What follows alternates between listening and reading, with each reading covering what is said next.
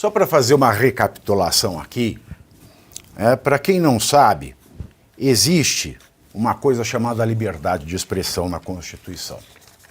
E só é vedado no Brasil o anonimato, mas ninguém faz nada a respeito, mas a Constituição veda.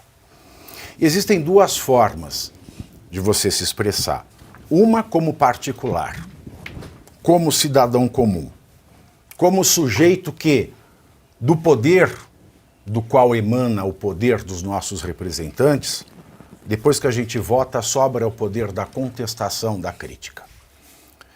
E existe a liberdade de expressão dos agentes públicos. E existe a liberdade de expressão dos parlamentares. Os parlamentares são imunes. Mesmo que cometam uma difamação, uma calúnia, uma injúria, eles não cometem porque eles têm imunidade. Os particulares são livres para falar absolutamente tudo, contestar absolutamente tudo. Se eventualmente cometem algum crime, isso é uma relação entre particulares. Um outro particular afetado vai acioná-lo na justiça e vice-versa.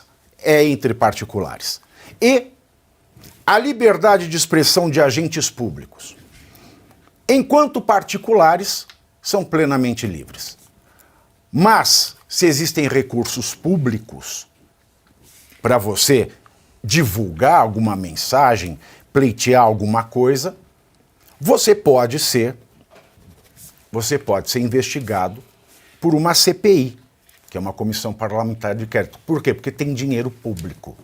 Você pode ser investigado por um inquérito administrativo, porque tem dinheiro público. Agora, o que não pode é você estar debaixo de um inquérito judicial aberto pelo próprio juiz. Aliás, um juiz não pode abrir um inquérito da cabeça dele. De jeito nenhum. E o que acontece no Brasil hoje é o seguinte: existe esse inquérito das fake news do Alexandre de Moraes, que é totalmente ilegal. Existe, e que se fosse justo, estaria já agrupando todos esses influenciadores petistas, já estaria com o Paulo Pimenta lá dentro, com o Janones lá dentro, e com o Thiago Reis, que é o youtuber de 1 bilhão de visualizações, teria a Denise Tremura, toda essa gente que já foi revelada que fazia parte do tal gabinete da ousadia. Se fosse justo, estaria lá dentro. Mas o fato é que o inquérito do STF não poderia existir, porque um juiz não abre inquérito. Não abre inquérito. E o Alexandre de Moraes, ele tem se aproveitado desse inquérito aberto que nunca fecha para perseguir quem ele quer. Não é o fato, é o inimigo. Se fosse o fato, teria muita gente do PT lá dentro. Mas é o inimigo, então ele está duplamente errado. E também tem o inquérito das milícias digitais, que também está todo errado, não podia existir. E, com base numa resolução ilegal de 2002, ele começou a derrubar perfis e fazer estas notificações para que as plataformas retirassem perfis do ar. E parece que ele não para. E quando a gente achou, Geise, Anne, que ele fosse dar uma sossegada, ele não sossegou. Parece que ele continua. E continua fazendo as escondidas, pelo que parece. Não tão escondido assim, né?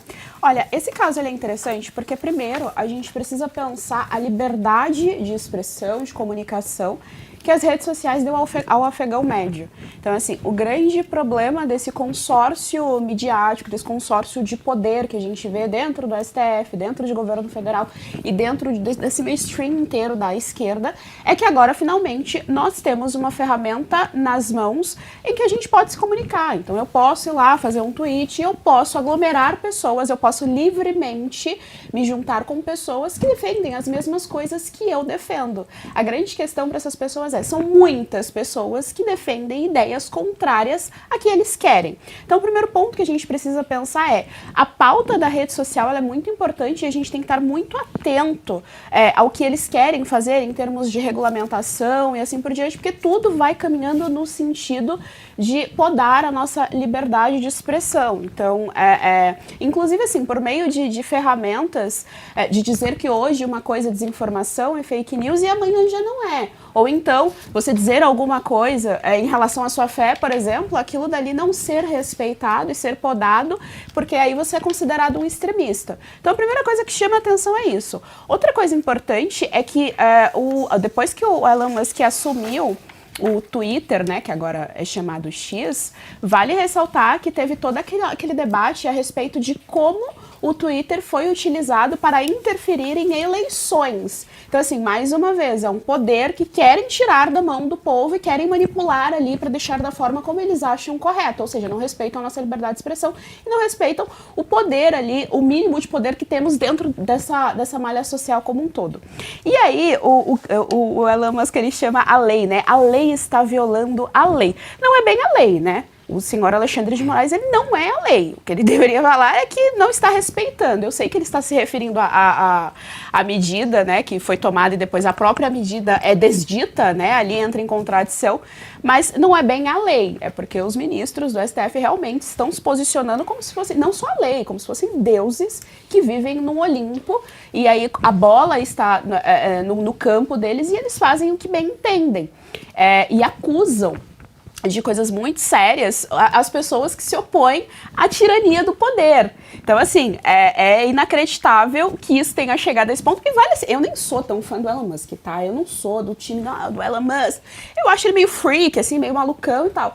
Mas a situação do Brasil é uma coisa tão séria que o Elon Musk está sendo o nosso representante da liberdade fora do país. E graças a Deus que temos ele para falar lá de fora, né? Para ter algum tipo de credibilidade para falar o que está acontecendo aqui em termos de tirania mesmo. Não tem outra palavra, é tirania.